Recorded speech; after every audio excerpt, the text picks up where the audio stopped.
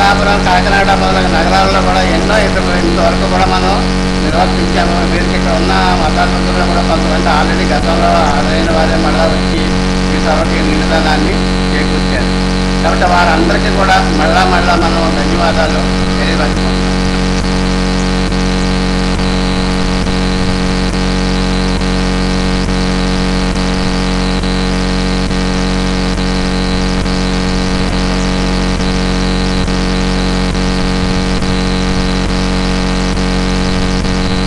మనవి సర్వమత సభ స్టార్ట్ అవ్వడానికి ముందుగాను సామాజిక కార్యక్రమాల్లో మనకి ఫిజికల్లీ హ్యాండిక్యాప్డ్ వారు ఎంత దీనస్థితి అంటే వారికి ముగ్గురు పిల్లలకి కూడా వారికి మానసికమైన అస్వస్థతతో బాధపడుతున్నారు. వారి చిరంజీవులు బండార లక్ష్మీ సరళ, బండార లక్ష్మీ సునీత, బండార లక్ష్మీ సౌజన్య వారిని వేరే దగ్గరికి ఎవరైనా సహకరించి తీసుకురావాల్సిందిగా కోరుతున్నాము.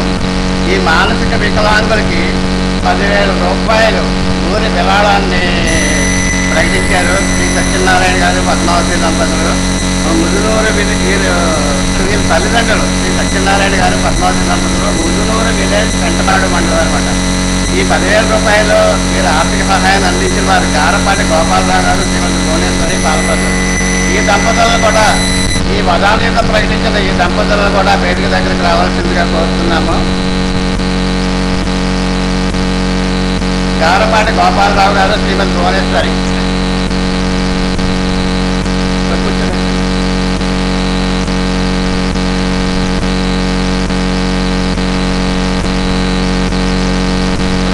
హాలిక రూరల్ డెవలప్మెంట్ ఆధ్వర్యంలో ఈ కార్యక్రమం జరుగుతుంది. రవి కాంచన చోట కవి కాంచన అనే సామెత ఉంది మనకి.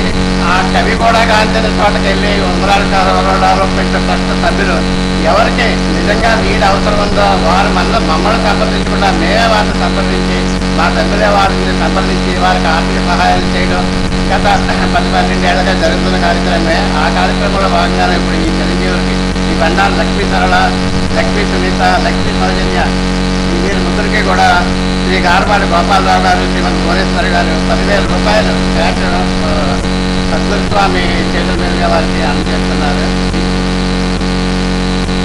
అలాగే 3 దుప్పట్లు కూడా వీరికి అందజేస్తున్నారు. ఈ దుప్పట్లని సహకరించిన వారికి వీళ్ళు అప్పారావు గారు, ఝాన్సీ దంపతులు.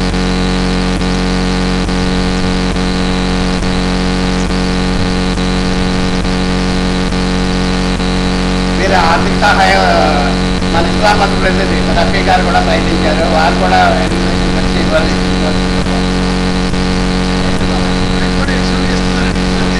ఈ 10,000 కాకుండా వారు ఈ చిరంజీవులు చూసి అప్పటికప్పుడు మానవ తరపుతో స్పందించేవారు ఈ సహకారం అందిస్తున్నారు. గురువు గారి చేతుల మీదుగా వారు ఇవ్వాలండి. రఫీ గారి కోరికట, వారి కోరికలు కూడా స్వామిని అందించాలని కోరుకుంటున్నాం.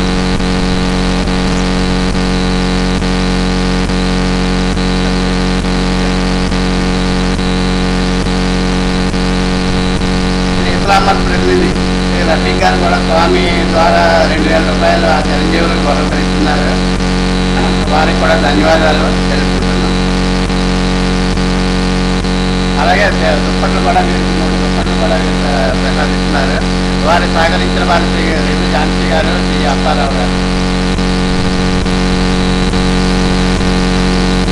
దుప్పట్లో ప్లస్ నైటీలు కూడా ఈ చిరంజీవులకు అందిస్తున్నారు.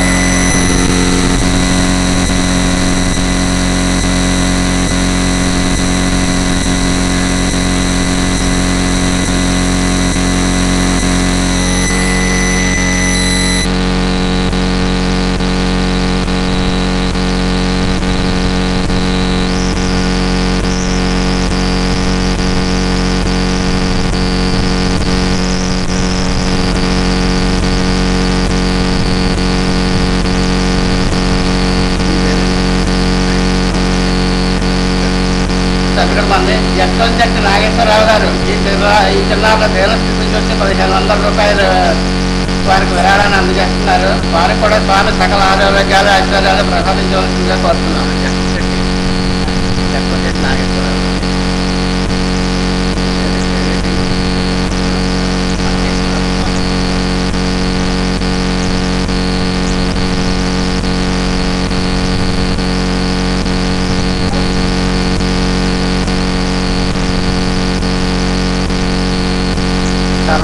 సభ.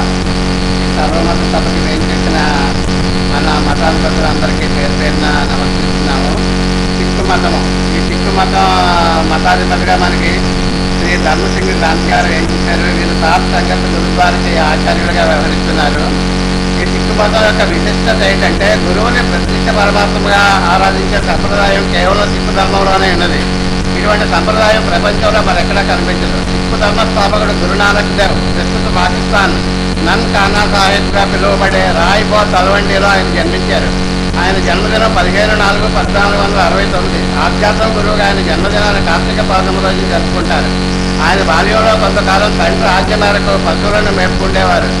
ఒకసారి పొలంలో ఆయన జ్ఞానంలో ఉండగా ఆయన మీద ఎండ పడసాగింది. అప్పుడు ఒక పెద్ద నాగుపాము పడగ పెట్టి ఆయనకు నీడ కల్పించిందట. గురునానక్ దేవ్ ప్రపంచమంతటా పర్యటించి దివ్య బోధలు చేసినారు.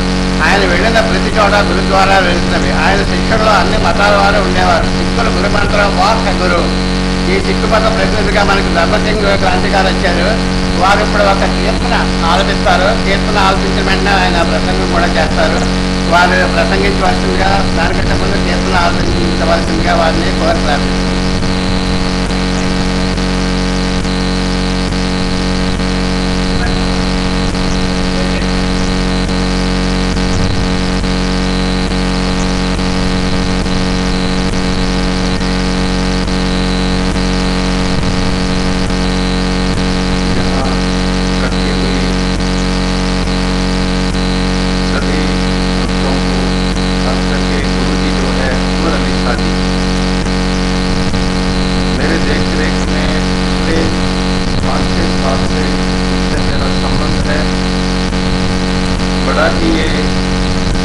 करते हैं।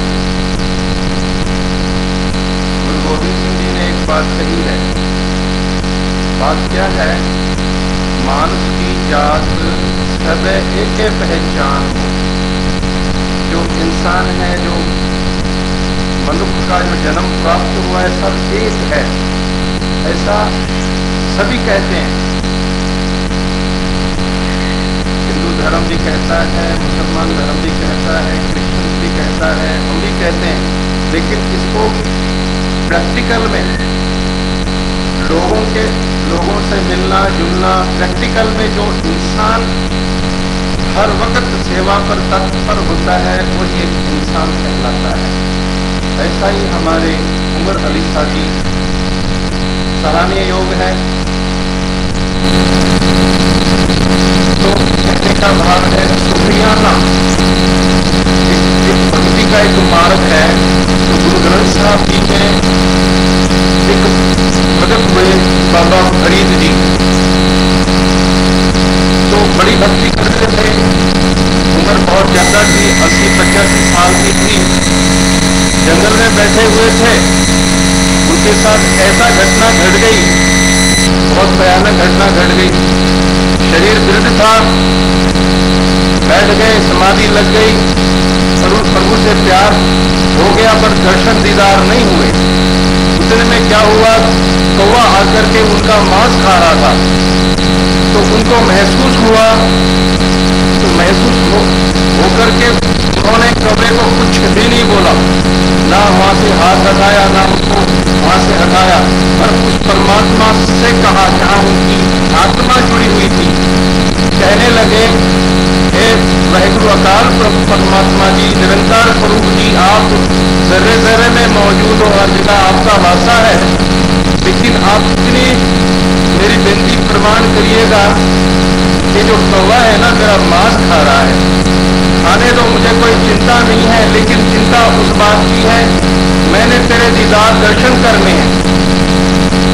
तो उसको बोल दूं कौवे को कि मेरे सारा मांस खा जाए, परवाह नहीं, पर मेरी आंखें न खाए, क्योंकि मैंने तेरे दर्शन दीदार करने हैं।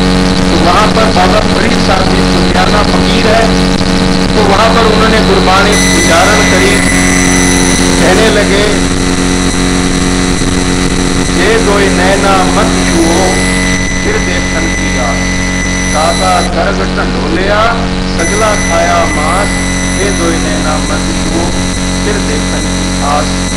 तो ऐसा सब, ऐसा भक्तजनों जिनके ऊपर ये बीतती है वही जानता है भक्ति का मार्ग क्या है। प्रेम जिसके पास है वो ऐसी समाधि लगा करके बैठ जाता है।